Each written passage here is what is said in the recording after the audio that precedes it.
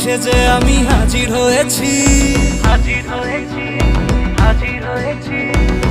উপহার কি কি পাবো লিস্টি করেছি,